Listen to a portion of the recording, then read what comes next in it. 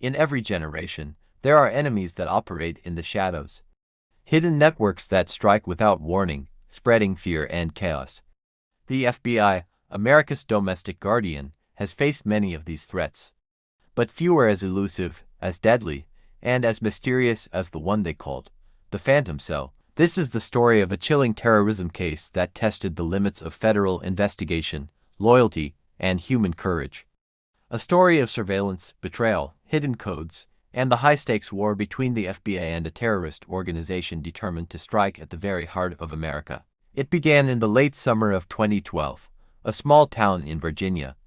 An ordinary storage unit fire drew the attention of firefighters. But what they found inside was far from ordinary. Barrels of chemicals, blueprints of government buildings, and coded notes in Arabic. The FBI was called in immediately. What looked like a freak accident had suddenly become a potential terror plot. The items recovered pointed to a possible sleeper cell operating within U.S. borders. For Special Agent Michael Grant, a veteran of counter-terrorism, this case would soon consume his life. Every phone call, every whispered conversation, every suspicious money transfer became part of a larger puzzle. Who were these men? How long had they been inside the country? And most chilling of all, what was their target? The group soon revealed itself as a clandestine terror network calling themselves the Iron Web. Unlike traditional cells, they had no clear leader. Instead, they operated as a decentralized machine, each member responsible for a small piece of the operation. They communicated through encrypted chat rooms, gaming consoles, even hidden notes inside ordinary library books. The FBI's Joint Terrorism Task Force set up a command center. Surveillance teams followed suspects to mosques, internet cafes, construction sites. But every time they thought they were close, the suspects slipped away. It was as if the cell knew they were being watched. To penetrate the Iron Web, the FBI sent in an undercover operative. Posing as a disillusioned war veteran, Agent Ramirez infiltrated the cell's outer circle. Weeks turned into months. Trust was built over late-night conversations, shared prayers, and coded messages. Slowly, Ramirez uncovered fragments of the plot, talk of a coordinated bombing, an attack timed to coincide with Independence Day, and a chilling phrase repeated often, the hour of ashes. The more Ramirez dug, the more dangerous it became. The Iron Web began testing him, forcing him to transport cash, deliver coded packages. One mistake could mean his cover and his life would be blown. As the case grew larger, so did the tensions inside the bureau. Some agents believed the Iron Web was being exaggerated, a phantom threat built on paranoia. Others accused the FBI leadership of moving too slowly, risking innocent lives. Behind the scenes, whispers of corruption emerged.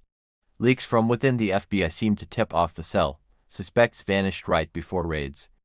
A mole inside federal ranks was feeding the terrorists information. Now, Agent Grant wasn't just fighting terrorists, he was fighting betrayal within his own house. By May of 2013, the FBI finally pieced together the Iron Web's plan.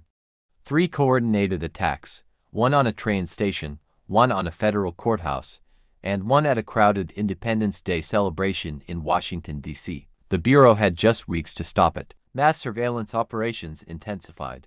Wiretaps recorded frantic conversations. An intercepted email contained chilling words: "The fire will cleanse, and the web will rise." Every agent knew what was at stake. If the Iron Web succeeded, it would be the deadliest terrorist attack since 9/11. July 3, 2013, hours before the attacks, the FBI launched Operation Iron Web. Dozens of SWAT teams, helicopters, armored trucks. The largest counter-terrorism raid in over a decade. Gunfire erupted at a warehouse outside Baltimore. Explosives lined the walls. Inside, Iron Web operatives fought to the last breath. At the same time, another FBI team stormed a safe house in Philadelphia, rescuing hostages who had been forced to build bombs. The battle lasted hours, smoke, chaos, and terror. But by dawn on July 4th, the Iron Web had been dismantled. Their leaders arrested, their weapons seized. Their plan stopped just hours before detonation. The case made headlines across the nation. FBI foils major terror plot. Agents were hailed as heroes. Lives were saved. But deep inside FBI files, the truth was darker. The mole inside the Bureau was never fully identified. Some suspected a high-ranking official. Others believed the Iron Web had more members still lurking in the shadows. And then, There were the encrypted files never decoded, hinting at a larger, global network. Was the iron web truly destroyed, or had the FBI only cut off one of its many heads? For the agents who lived through it, the scars remain. Sleepless nights, broken families, endless questions, and for America, a chilling reminder: the line between safety and tragedy is only as strong as the men and women sworn to protect it. This was the story of Operation Iron Web, a story of courage, betrayal, and the thin line between order and chaos. But most of all, it is a story that reminds us the war against terror is never truly over. Because in the shadows, someone is always waiting.